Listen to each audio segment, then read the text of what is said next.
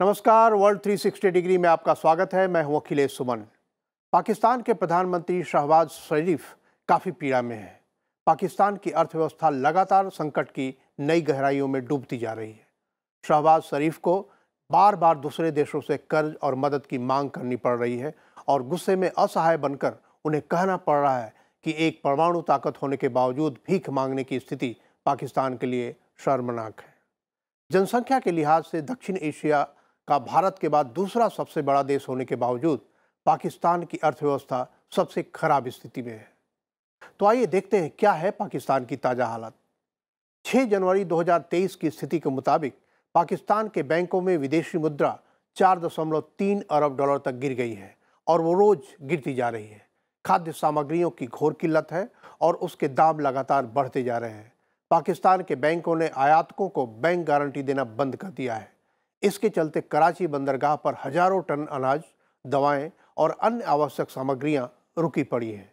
UNICEF Pakistan ने 9 जनवरी को पूरी दुनिया के लोगों से अपील की कि पाकिस्तान के 40 लाख बच्चे बाढ़ से दूषित पानी पीने को मजबूर हैं और तकरीबन 1 करोड़ बच्चे भूखमरी की स्थिति में पहुंचते जा रहे हैं।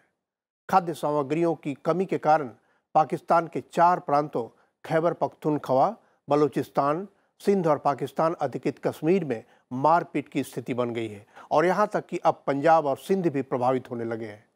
खाने के वस्तुओं के लिए लगी लंबी लाइनें आम लोगों की दर्दनाक कहानी बयान करती है। ईंधन के तेल और गैस की कमी की वजह से उनके उपयोग पर रोक लगाई जा रही है।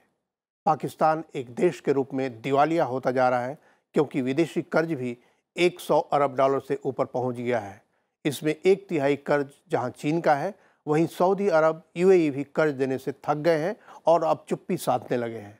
बार बार आग्रह के बावजूद आईएमएफ की टीम पाकिस्तान जाने से इनकार कर रही है और यहाँ तक कि अब तो अमेरिका के एक सांसद एंडी बिक्स ने पाकिस्तान को मेजर नॉन नेटो अलाई से हटाने की मांग कर दी है। तो आइए देखते हैं पाकिस्तान की इस हालत का कारण क्या है। पाकिस्तान की इस हालत का सबसे बड़ा जिम्मेदार पाकिस्तान की सेना है, जिसने लगातार चुनी हुई सरकार का गला दबा कर रखा है। पाकिस्तान के बजट का एक बड़ा हिस्सा सेना हथियार लेती है और सरकार के पास जनता के लिए खर्च करने को बहुत कम बचता है। पाकिस्तानी जनता की सहानुभूति और समर्थन बनाए रखने के लिए सेना नागरिक मामलों में लगातार हस्तक्षेप करती है और जनता में यह भ्रम पैदा करती है कि पाकिस्तान में जो भी अच्छा काम होता है वो सेना ही करती है। पाकिस्तान की खुफिया एजेंसी आईएसआई भी सेना के नियंत्रण में है और विदेश नीति के मामले में भी सेना की प्रमुख भूमिका होती है। विदेश नीति के मामले में शहबाज शरीफ इतने बेबस हैं कि 16 जनवरी 2023 को वे अल अरेबिया चैनल में इंटरव्यू देकर भारत के साथ दोस्ती की बात करते हैं और 17 जनवरी 2023 को ही सेना के दबाव में शर्तें लगाने लगते हैं।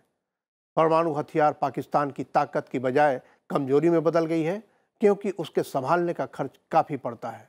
शुरुआती दौर में पाकिस्तान ने उसे इस्लामिक बम के रूप में घोषित किया, लेकिन उसकी यह अपील भी खत्म हो गई है।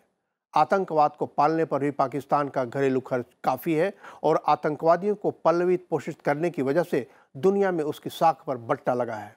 पाकिस्तान ने निजी उद्यम को बढ़ाने की बजाय आतंकवाद को निजी उद्यम में बदल दिया और इसने आर्थिक गतिविधियों को लगभग ठप कर दिया। अभी तक उसे भारतीय सीमा पर ही अपना ध्यान देना होता था, लेकिन अब अफगानिस्तान से भी पुरानी दोस्ती दुश्मनी में बदल गई है। अबोटाबाद में ओसामा बिन लादेन के पकड़े जाने के बाद पश्चिमी दुनिया में पाकिस्तान की साख वैसे ही खत्म हो चुकी है और अब उसे वहां से भी कोई खास सहायता नहीं मिल रही। पिछले साल पाकिस्तान में एक भयानक बाढ़ आई थी जिसने पाकिस्तान के 1/3 हिस्से को जलमग्न कर दिया था। इसने पाकिस्तान की खेती और आधारभूत संरचना को बड़े पैमाने पर ध्वस्त कर दिया है और इसकी भरपाई करना पाकिस्तान के बूते के बाहर की बात हो गई है। तो सवाल है कि पाकिस्तान के पास उपाय क्या है। पाकिस्तान को अगर संकट से निकलना है तो सत्ता पर राजनीतिक सरकार की प्रमुखता को स्थापित करना होगा और सेना को हर व्यवहारिक रूप में राजनीतिक सत्ता के अधीन लाना होगा। सीमा के अलावा देश के अंदर की सेना की गतिविधियों पर पूरी तरह रोक लगानी होगी। राजनयिक तौर पर भारत विरोध को त्याग कर भारत के साथ सहयोग की नीति अपनानी पड़ेगी। चीन के साथ संबंधों को सीमित कर अपने बूते पाकिस्तान की अर्थव्यवस्था को मजबूत करने की नीति अपनानी होगी। दोहरी नागरिकता की वजह से पाकिस्तान के लोग पूंजी लेकर बाहर चले जाते हैं, इसलिए पाकिस्तान को दोहरी नागरिकता की नीति भी पूरी तरह त्यागनी होगी। उसे जम्मू कश्मीर और आतंकवाद को अपने राजनीतिक सैनिक राजनयिक औजार के रूप में उपयोग करने की नीति पूरी तरह खत्म करनी होगी, ताकि सरकार के सभी महकमे की चिंता में पाकिस्तान की जनता और बिजनेस हो। तो आज की इस रिपोर्ट में बस इतना ही।